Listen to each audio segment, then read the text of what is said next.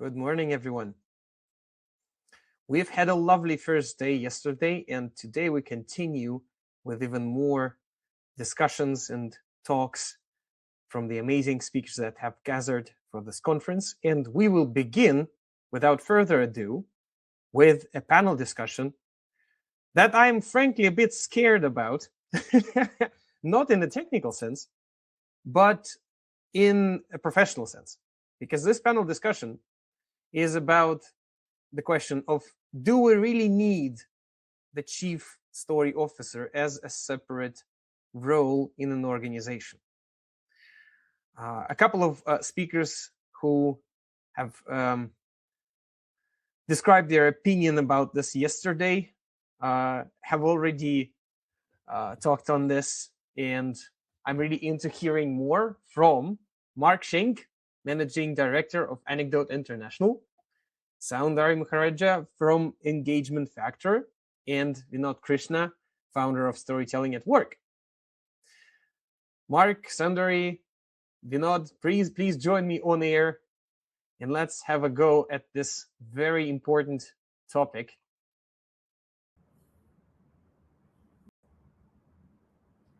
Hi, Tim. Hello, welcome. Vinod, we can't hear you yet. Please turn on your mic. Yes, hello Artem. Can you hear me? Yes, lovely to hear you. See you too. Hey, hi Soundari. Waiting for. Hi, Vinod. Yeah, we all seem to have got the memo on blue-green. Oh yeah. That's good. All right, now we're waiting for Mark to join us. Hope the connection is there.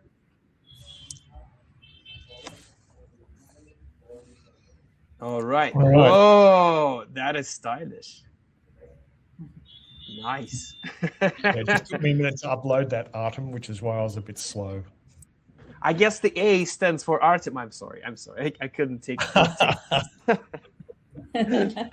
Welcome, everyone.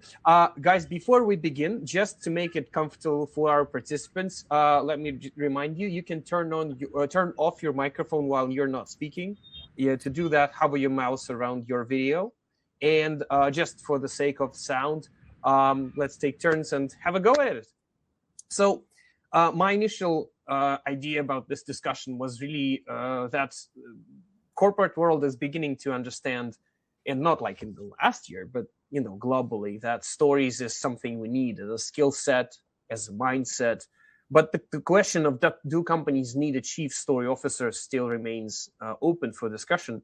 And I really don't have any desire to steer us in one way or another. Let's just have a talk about it. But before we begin, dear participants, please feel free to ask questions in the chat addressed to all of us or to one of us. I will be translating from Russian to English if you will be writing in Russian. And don't forget that you're also part of the discussion, because why would we be doing this if not for you? So my first question, before getting into this matter of yes or no for the role, so I'm not discouraged in the beginning of episode. No, it's just a joke. So let's have a go at the functions. Let me know, what's your favorite application of stories in organization? Not in terms of, effectiveness, but really your favorite way of applying stories. This is when the roulette of who's going first starts. So that's a good way to do it. And then you pass to anyone. Yeah. Yeah. Is that okay? Yeah. Okay, great.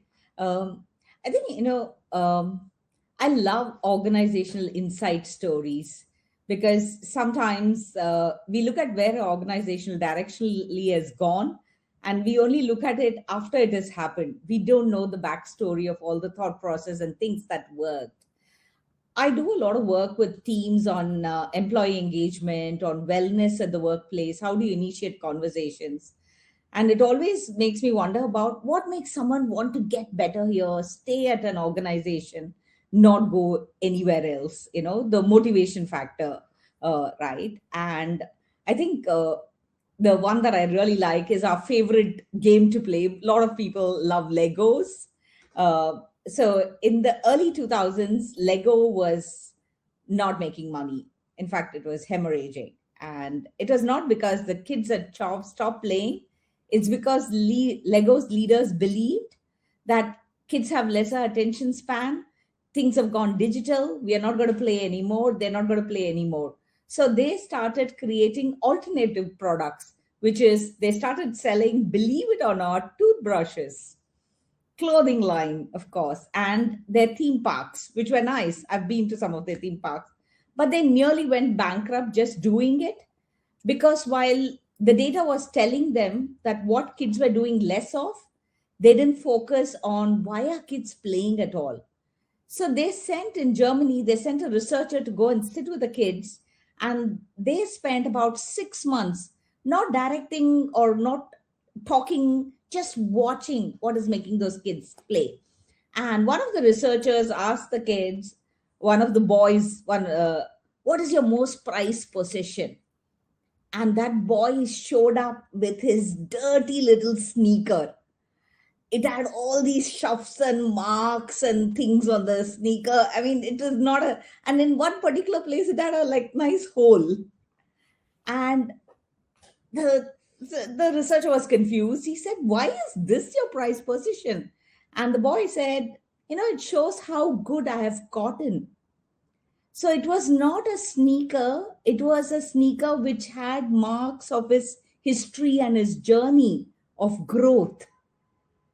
And that was an insight for the company to say that this is the reason why people play. They are seeking mastery. They want to become better at it. They're looking for challenge. And that changed their whole perspective on what are we creating.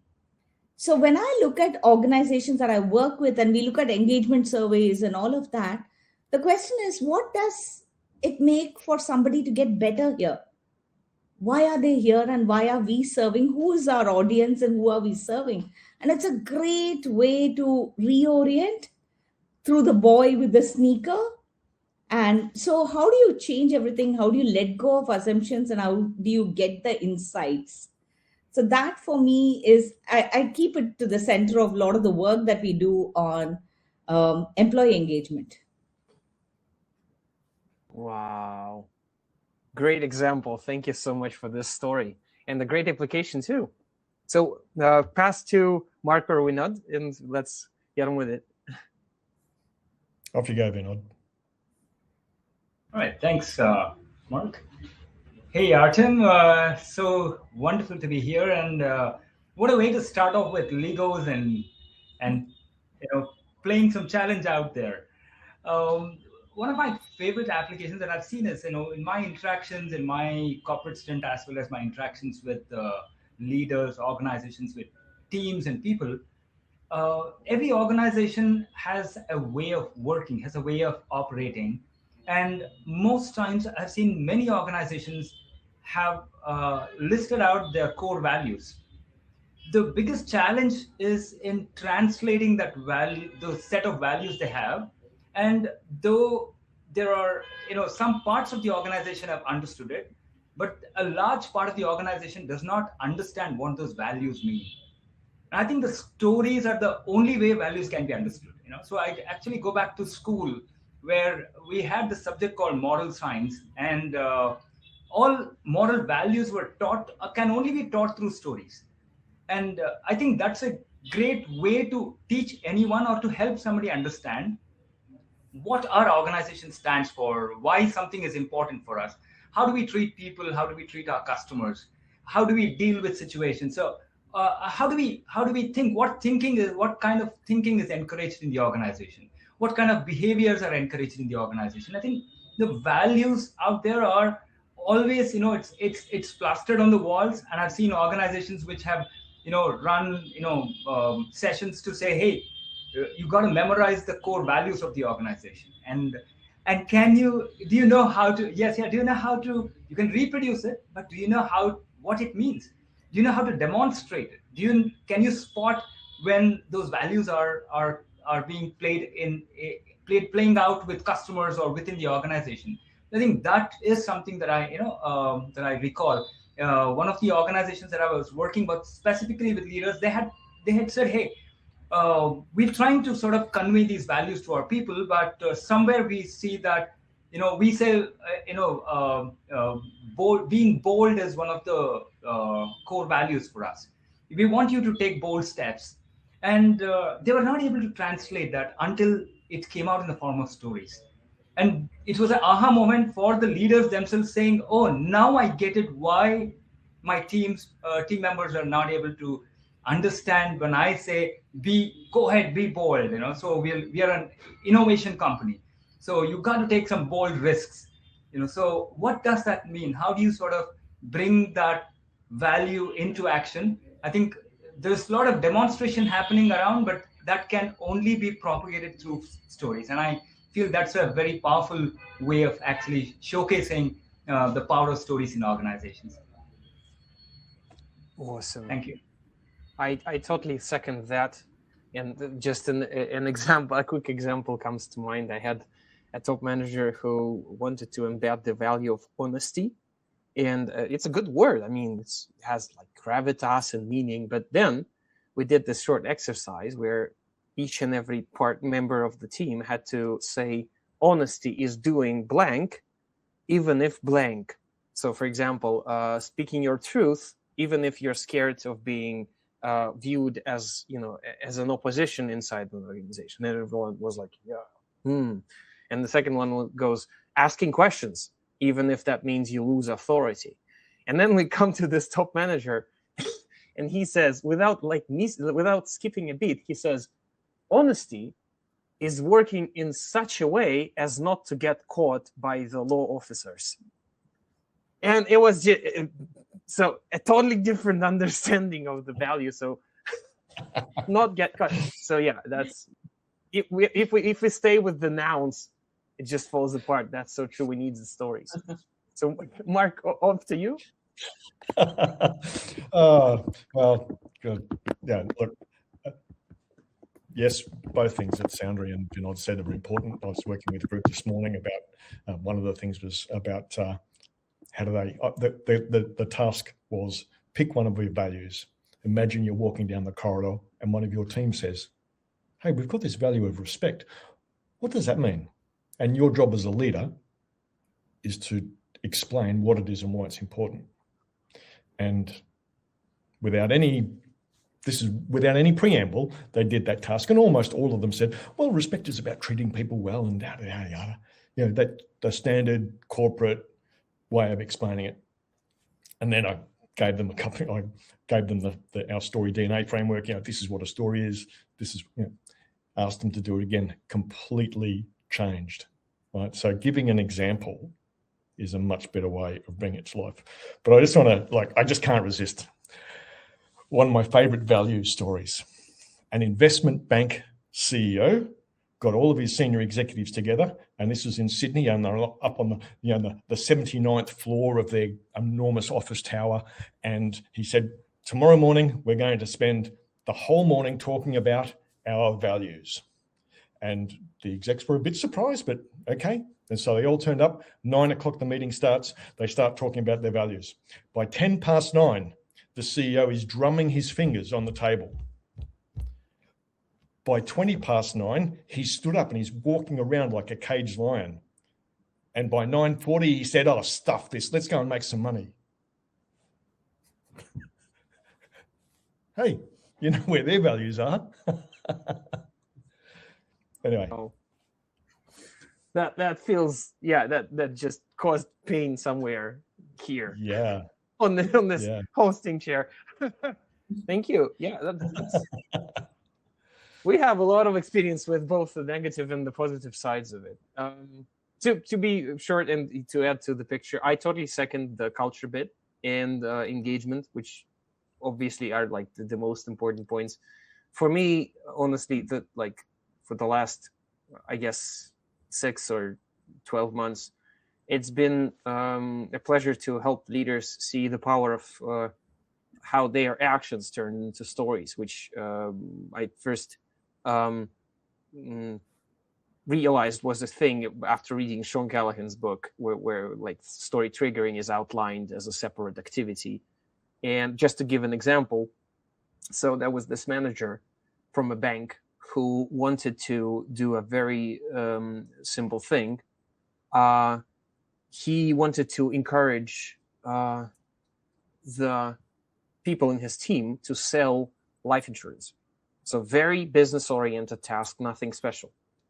But he realized that there was no incentive, there was enough financial incentive in terms of motivation, but there was no incentive for them to invest with their soul into doing this work. And what he turned out doing was he used data, which the bank had very large amounts, and he created a system, and it was very beautiful. So whenever somebody, life goes, gets into trouble after they have paid for life insurance or health insurance, the person who sold this insurance gets a message on his phone or his tablet or his PC, and it goes something like this: you remember this client you've sold this insurance to? So he has got into this trouble, and now our bank will pay him, thanks to you, this amount of money. So you actually helped him out. Thank you for doing your work. And this memo just strikes this employee as, now your work has meaning. You're not the seller of insurance. There's a second ending to this story. And I was in awe. I mean, he just told this example, and I didn't facilitate it. He just created it, and he shared it after we broke down the structure of story triggering and how to do it in various ways. And he said, I think I'm doing it. I'm not sure if I'm doing it right. And he told the story, and everyone was like, oh, you're doing it so right. And they were in tears, and it was so sweet. So yeah, that's just a quick example here. Yeah. So, insurance stories are relatable, right? Like my mom worked in a life insurance company till she retired. And I think life insurance, health insurance, life insurance, and what agents do and the stories that they share about work are really important. So thanks for sharing that, Tim. You're welcome. Thank you for sharing. So let's get to the main part of it. So what's your stance on whether the CSO should or should not be a separate position? And I mean, is there a definite yes and no, or no, or it depends? And if it depends on what does it depend in an organization? Just let's have a go at it. Okay, happy to jump in as always. But please, Mark and Vinod, anytime pitch in as well. I think it definitely, in my mind, it depends is not a fence-sitter answer. I think it really depends on the maturity of the organization and the people who are leading it. So, I mean, I think back to my own table tennis example. So I always loved table tennis. I started playing when I was at my MBA school. What else do you do at MBA schools? But it was just playing and learning. So when I moved to Hong Kong, I said, I'm coming to the ping pong capital. I'm going to find a coach and I'm going to try to make my skill better. My backhand is okay. My forehand topspin could be better, and so on and so forth. So I hired a coach and I started playing. And I also started playing with others who had been playing this from when they were kids. So next to my table, there was this another set of 4 gentlemen who would be playing. And they were all retired players who would come every day. And this was their social time. So whenever we want to learn a new skill, what do? We practice. We hire a coach. We try to get things going. And I think the same thing works for storytelling. It's a new skill for some organizations. In some organizations, this is something that they've been doing for some time. But depending upon where you are and what you want to do, and I'll give you an example of something that didn't work out as well. So there was this German tech company which had reached out and said, we've been following your work. We see what you're doing. We're really, keen to get that in. And we are planning to create a storytelling academy in our organization. And we want you to look at how you can set a proposal for it. And obviously I got excited and, started talking to them. The onboarding process was a year long. but fine, I am an accountant at heart and by training, so I can stay with admin. So the onboarding process went on, and then after that process going on, they're reaching out to me. They're saying, can you do a 1-hour session to tell our people about what storytelling is? I'm saying, you wanted to start an academy. So where is that doubt coming about just having 1-hour session? And then I get another message 3 months down the line saying, oh, we have our annual conference. Can you do a 15-minute session? And that's when I put my hand up and said that the whole orientation of why they were starting the academy was still probably not clear. So this requires you to go back and have that deeper conversation with them. It's not something that you can, and if you're not convinced, it's a lot of energy convincing you. It's great to work with an organization which is sold on that idea at least, but I'm not going to plant that seed. So I feel for that organization, they might have benefited from having an exclusive role who actually created the path, talked to the conversation, and probably that also needed to have been the CEO on the board who was actually vested in it, and then things drove. But for a lot of the other organizations, it is something that everybody needs to do. Like sitting in a place like, I'm an Indian in Hong Kong, been here 20 years. I feel I represent my country in some ways. I need to storytell everything about my country. So everybody is a storyteller. It need not be the president and the prime minister of the country. Equally in an organization, at every touch point, you are talking about the company. So I feel it's like definitely depends on the company's maturity level of where they go. And I really wish it'll be otherwise. And I'm remembering Mark telling yesterday I caught just the last bits of it about his worries about the CSO role. So I'm looking forward to hearing what he has to share. Well, storytelling is incredibly important. My fundamental belief is that organizational communication is horribly broken, and we need to do something about it. And story is a pretty good, it's a treatment that covers most of the challenges that organizational communication faces. And look, you don't have to go too far to find the evidence of what I'm saying. Strategies aren't understood, engagements going down. Engagement scores show that people, when the leaders talk about things, they don't believe what the leaders are saying. They don't understand it. Like, there's a whole bunch of data about this. So anyway, it's needed. It's needed desperately. But is the CSO role needed? And I think we could be. Well, I'm going to be brutally honest. There are probably only half a dozen people in the world that I think could perform a chief story officer role in a big organization, right?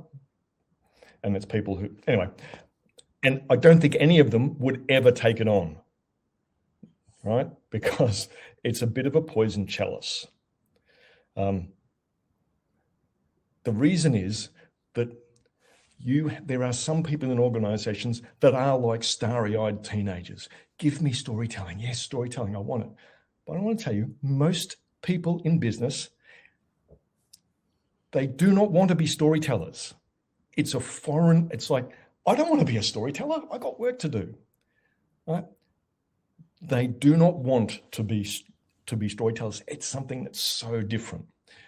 You might be familiar with Raymond Loewy, one of the most famous industrial designers of all time. He designed the Coke bottle, right? The famous original Coke bottle. He designed the interior of the space shuttle for NASA. His list of achievements over 40 years is incredible. Anyway, he noticed something. And what he noticed was that innovations need to be familiar enough to be accepted, right? They can't be too far ahead. So when the motor car came along, it was the horseless carriage. James Watt invented the steam engine, couldn't sell it until he started talking about, well, this steam engine, it's 50 horsepower. And we still use the term today, right? So his steam engine was attached to something we already know. It was familiar enough. And so the principle that Raymond Loewy came up was, came up with is Maya, most acceptable or most advanced, yet acceptable. So yes, it's got to be an advanced, but it's got to be an acceptable. The iPhone looked like the iPod. ChatGPT, a complete innovation. It had a chat window as its interface, so we would look familiar to us. So here's the challenge. A chief story officer needs to go into an organization and make change, but they need to be from, so this is my saying, similar enough to be listened to, different enough to be heard. It's an incredibly hard balance. So if you go into an organization and start storytelling this and storytelling that, the immune system of the organization will get rid of you faster than you know what, you'll be out the door fast. And it'll be bad for what we all do. Right. So anyway, that's my view. As I say, I'm going to be brutally honest. And there's only a half a dozen people in the world that I think would be suitable to do the chief story officer role in a big company. Beautiful, beautiful. Very lovely insights from Soundari and Mark. Wonderful perspectives and coming from that rich experience and background there. My take is, the way I look at this CSO role itself, I think the first thing is, like Soundari said, it depends on the maturity of the organization. That's for sure. I also believe it depends on the size of the organization. Does it, and if you look at a startup or if you look at a small to mid-sized organization, the leaders have a role to play in sort of making sure they are the storytellers. They're playing the role of the CSO in many senses, or the CEO is playing the role of the CSO also in many senses. Is actually holding the narratives, the key narratives in the organization and driving, the message across. But as the organization grows and expands, I think that is when, how do you have a leader who's got business priorities to also look at being the, tuning into the or dialing into the stories that are happening within the organization. And I've seen this happen. I've seen startups, I've seen mid-sized organizations and large organizations. As the organization starts growing, the leadership is cut off from what's happening at the ground level. Yeah, the strategic decisions are happening. The way they look at growing the company is different. But what is happening down there, the stories, I think many times I've come across this in programs and workshops where it is very obvious that, people who have worked there for 20 years, they feel that their stories aren't being heard, or their experience and expertise is not being recognized in the sense they don't have a seat at the table, or their voice is not being acknowledged, or changes are being done without factoring in what the team really is, has to bring value to the table out there in decision making. I think I see, the CSO's role has to sort of make sure that the stories that are happening in the organization sort of, dial into that. I think the other part that I look at is a CSO probably has two kinds of roles, so like Soundari mentioned, the maturity of the organization. So if the organization, like she had some organization reach out and wanting to start a storytelling academy. Now, the maturity level was not very high. They were still nascent. They had the idea. They were excited about the idea, but I don't think they were ready for that. Now, if you have a CSO, either internally or as an external CSO coming in as a consultant, you can set up the storytelling practice within the organization. And it is not just limited to, I would say, just picking up stories or even, fishing for stories within the organization. It's primarily to build the leadership, the storytelling muscle for leadership. I think that should be one of the mandates for, the CSO's role. A CSO, I would say, the success of the CSO should translate into how good are the leaders when it comes to understanding the power of storytelling. I'm not saying they have to all go and keep, picking up stories or telling stories. Yes, that is one of the key things. But how does it impact business? How do they understand the voice? How do they understand what's happening in different parts of the organization, in their own organization? I think that is, I see a lot of siloed thinking within organizations where there are different parts working at cross purposes. And I think a CSO can actually bring out what kind of dominant narratives are running across different teams, and then look at how to sort of what stories are actually happening out there. And then that is, I would say, very valuable intelligence that can, be, pushed back to leadership, brought back to leadership to sort of understand how to sort of strategize, how to sort of, bridge the gaps out there. I think that, I would say, is the CSO's role. So I would probably break it into two phases. Phase one is to understand where they are in terms of their storytelling maturity as an organization, leadership maturity also, and storytelling maturity. How do you start inculcate the practices? And I think the second phase would be to sort of, enable the leaders to sort of take charge and build their storytelling capabilities and start driving things. I think I would see that as two phases in which a CSO can actually work and play that role. So Vinod, have you got any examples of that where you've seen that happen? Okay, so I have actually seen the first part of it, where I would say the second part is not something I have seen. The first part is where I have been a consultant. I have tried to enable that for a couple of organizations, and I've found that their readiness to sort of incorporate that, there is always, saying, hey, I want to look at my numbers out here. I don't think anybody has the time for, like Mark, you said, we don't have the time for stories. I think I could clearly get that. And I think so the engagement here, in fact, I felt the engagement with that organization, it should have actually been I don't think a storytelling route is the engagement, saying, hey, I'm going to enable your organization with the storytelling muscle. I don't think that would be the ideal way to sort of approach this, because there is bound to be resistance, because all of them have a business priority. They're looking at growing the organization. They're looking at delivering to customers. They're looking at, today's, disruptive world. How do I sort of navigate through this? What changes? How do we survive and thrive? How do we leverage opportunities? So bringing in storytelling, that's where the maturity of the organization, I have found many organizations are there. It's happening in pockets, but the buy-in from senior leadership yet to sort of prioritize, I could not see that. And I think that is the resistance initially that is there, which I would say that was just phase one is what I have seen. I have not seen the phase two part of it, of having a CSO within who can drive it, or even an external CSO coming in and doing things. Yeah. Mm-hmm. Thank you. Bouncing off of that, an example and the question come to mind. So I had this experience, which I posted before the conference, where a group of internal soft skills trainers completed a course that I was really happy to facilitate for them. And it was a course on using story in a training process.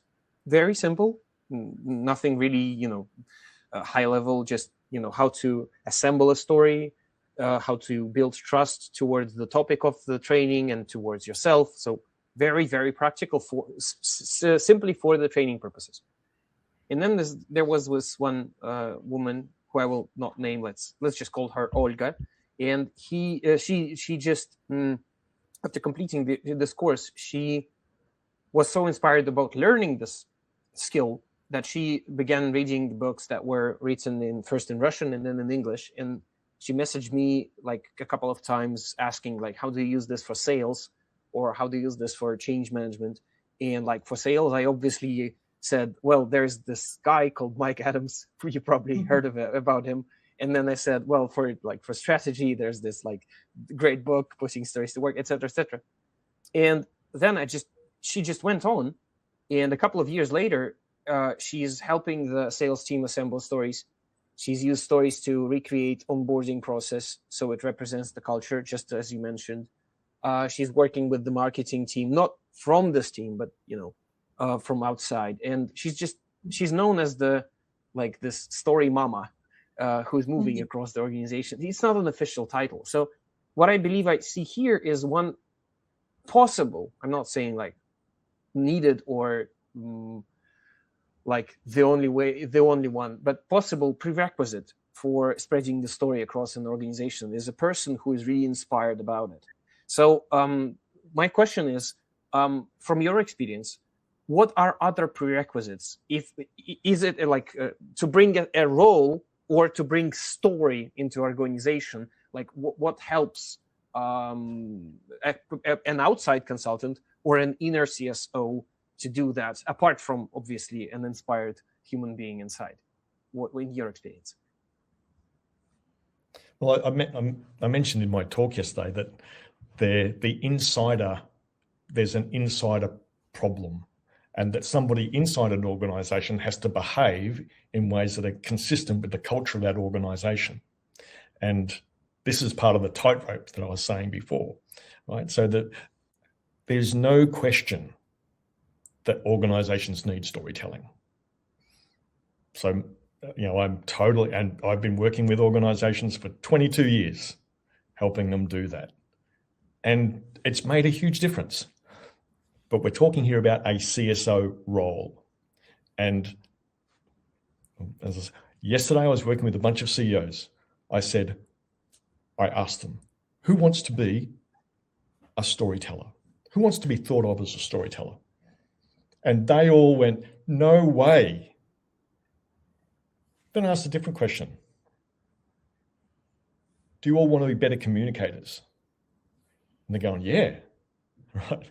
So story is not, it's a mistake to be going storytelling this and storytelling that and story. The business problem that we want to solve is communication, right?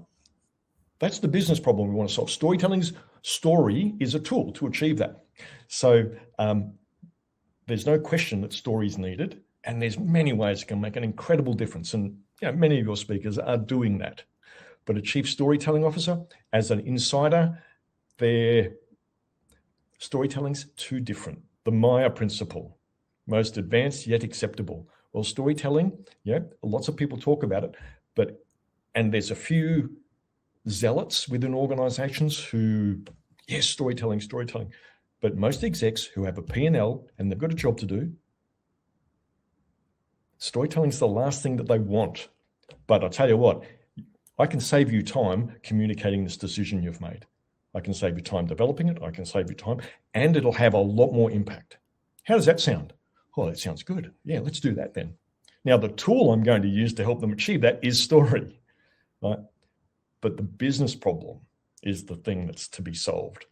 And just the chief storytelling officer having that title will work against him because it's so different.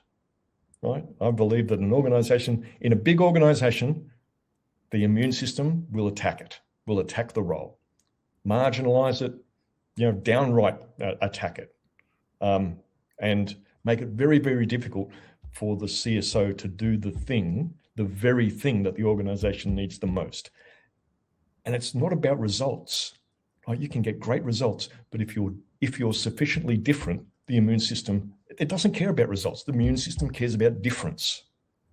And if you're different, it's likely to attack. So this is the tightrope. So inside an organization, the chief storytelling officer will need to adapt. He'll need to look like the organization in order to survive. And that will work against him actually achieving the thing that he needs to achieve. Right. So if I get that correctly, so by presenting story as a service and focusing on the goal, you're looking more as a part of the organization because the organization has the goals to attend, and so we're focusing on what they need. Okay, good, got it. Thank you. Awesome. Any other prerequisites?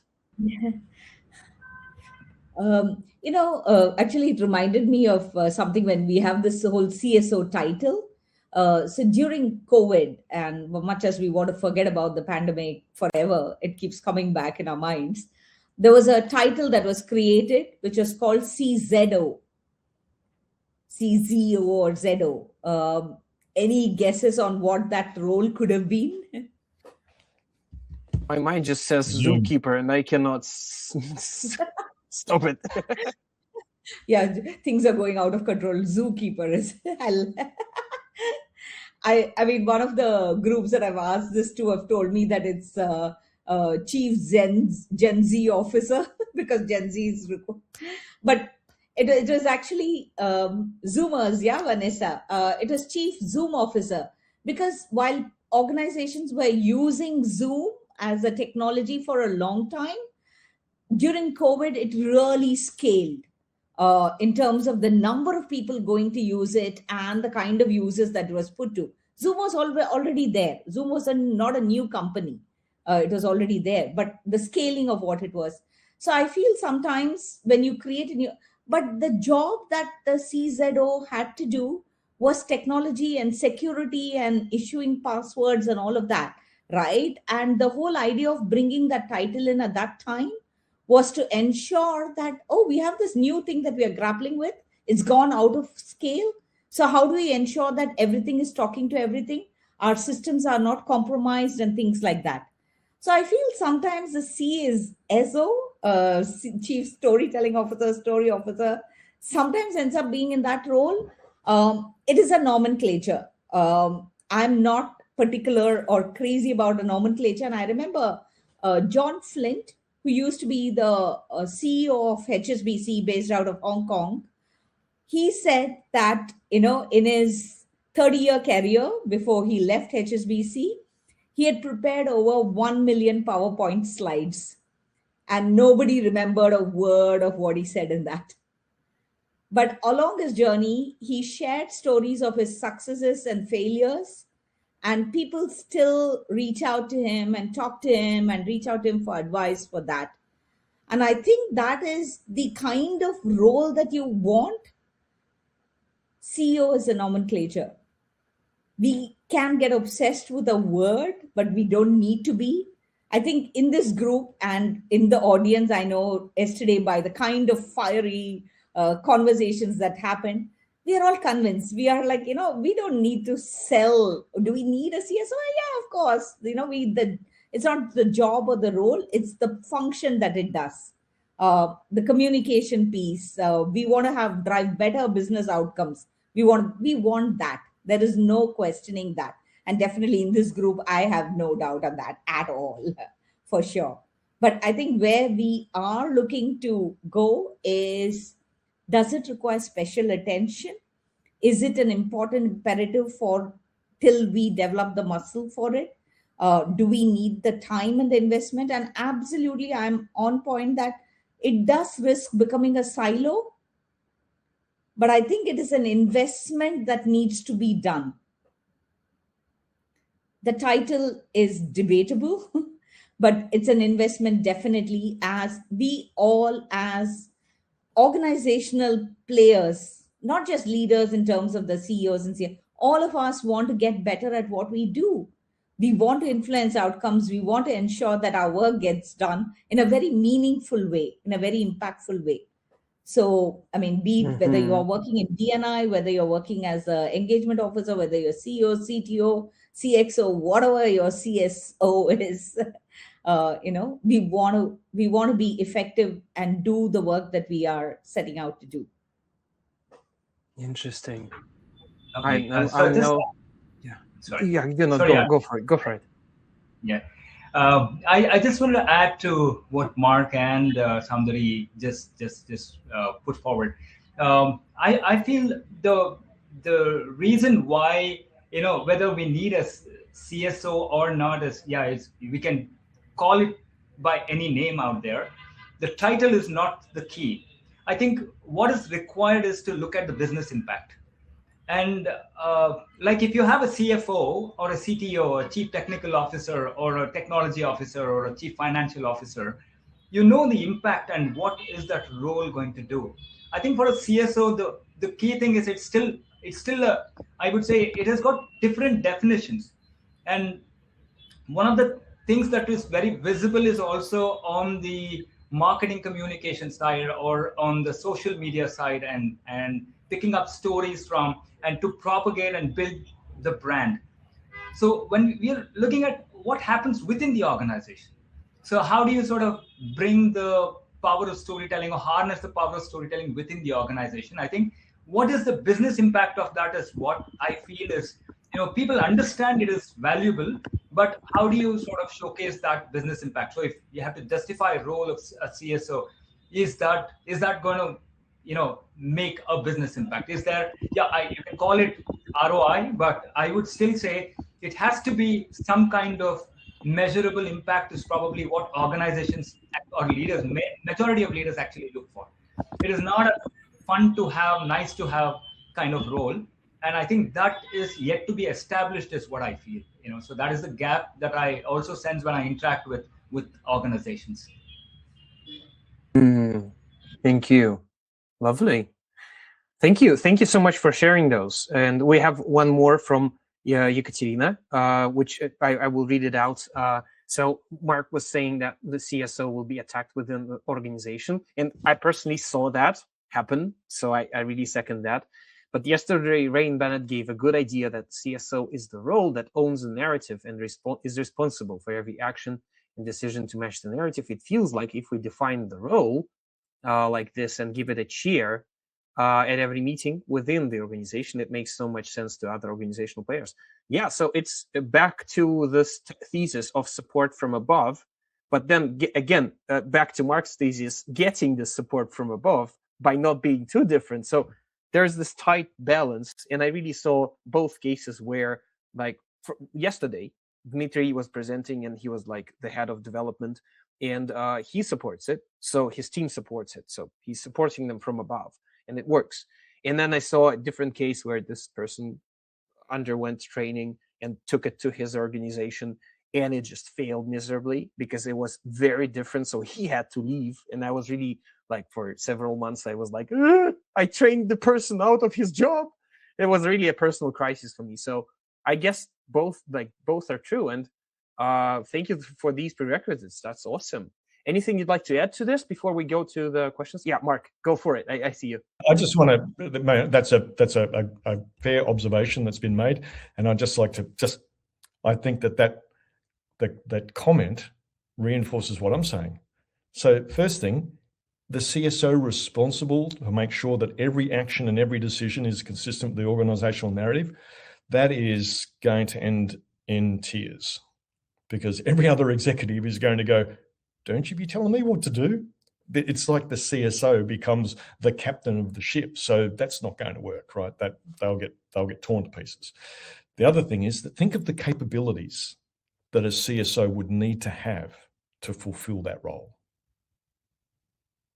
That is like you said, that is an extensive set of capabilities requiring like incredible skill in negotiating organizational politics.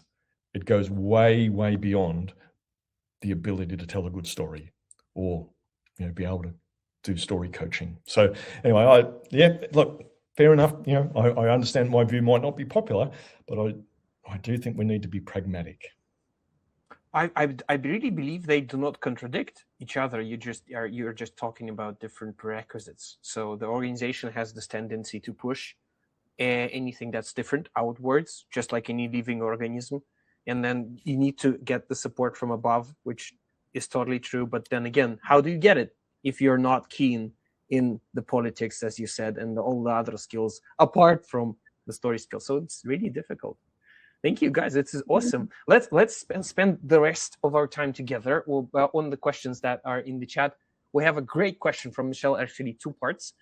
So pick whichever part you'd like to answer. Let's make it brief and to the point. So quick question to all speakers. What are the main challenges for storytellers across the world today, if any? Where did I start? And the following question, in the world we live right now, is that time to stop making stories in a sense of working with stories? Yeah, I think to Michelle, thank you so much. Yesterday also you asked some really great questions, and thank you for being there and provoking us on this. I think like any other role, a lot of these roles, see, earlier maybe there was only the CEO. Then we had the CTO, COO, CFO. We've gone on adding roles, if you have to call it that. So role isolation with no operational teeth is a big problem.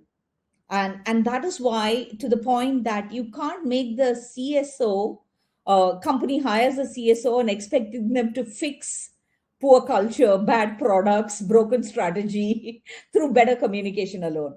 I think there are some of these core things that everybody needs to do. And that's the problem and the pressure, using this storytelling as a tool which will solve all problems, or having one story to rule them all, kind of a fallacy. That is a problem. The other thing that I've seen, especially in startups and with entrepreneurs maybe sometimes, is falling in love with your story and not the audience. At the end of the day, you're there as an organization and as a team to serve your audience. So staying true to that is important. And for, again, there's a belief system on what can move the needle, but it's a teamwork at play. It is not one role which is going to change it. Just because you have a good leader at the top doesn't mean everything will get sorted out. I remember when Arne Sorensen, the previous, and Artem, we've talked about him a bit, the previous Marriott CEO passed away. When he was asked to actually come and talk about during COVID time about the layoffs in the organization and all of that, he worked with his team. He was really unwell at that time. He was, really drifting away, but he worked with his entire team to create a communication which was relevant for his staff first and then for their customers. But it was the team which was working at play. So I think role isolation for me is the biggest challenge. And I really liked what Alexis, again, hi, Alexis, lovely to see you again today. Alexis mentioned about, just taking that on, and it requires a partnership. It requires a partnership, not just for two people. And I think it's a role across organizations.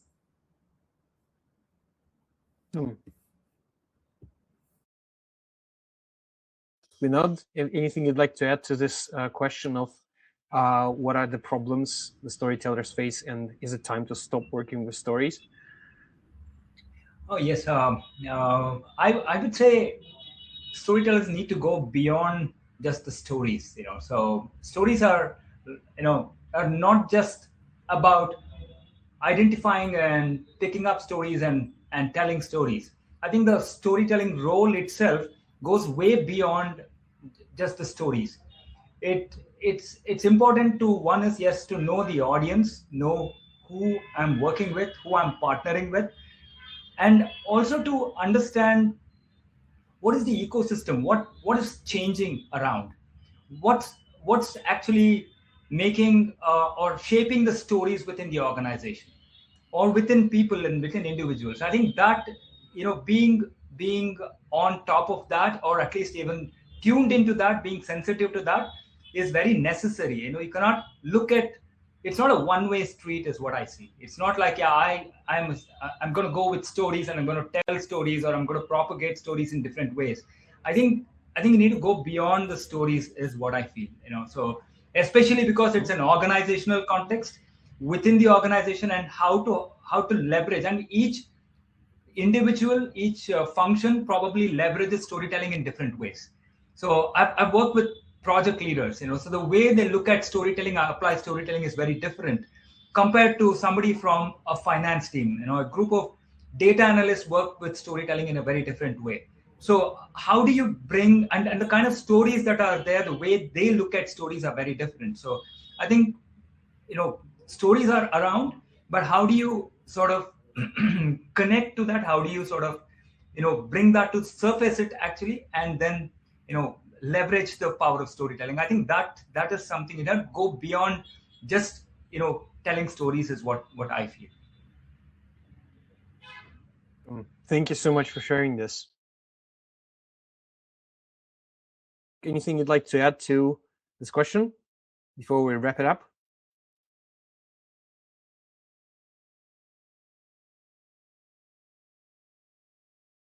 All right. Then we'll go on to wrapping it up. And I have one final question for you guys. So if I feel like the room correctly, I feel that first of all, creating a CSO role, like for sure, and like as a must, is not a great way to do it. You need to be really specific about the task you need to solve, and then you need to be aware if it even requires a role or it requires skills or tools. But let's just imagine an organization where someone is really inspired. Like I remember myself being inspired about story in the bank when I was like a manager for training and development. What would be your advice to this specific person inside the structure? What would be your advice for them if they want to build themselves to fulfill this role of the story holder and serve with the stories in his or her organization?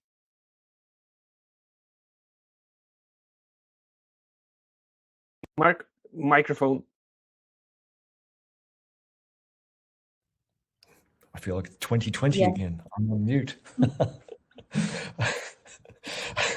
Apparently, I'm on mute was the single most frequent phrase during 2020. I'm not sure that that's been verified, but I've heard that.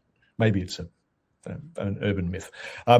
So what I was saying is that start senior, help them solve business problems. The more you help people solve business problems and the less you kind of trumpet storytelling, the more support you're likely to have. And people go, hey, yeah, I need that. I've got that really tough conversation I need to have sacking somebody. Can you guys come and help me? Because I need to frame this up, right? You don't even have to use story, but that's what you help them do. And, help the CEO explain the strategy, and you help the sales team win big accounts because they are pitching better, because they know how to use story. Solve those sorts of problems. The world's your oyster.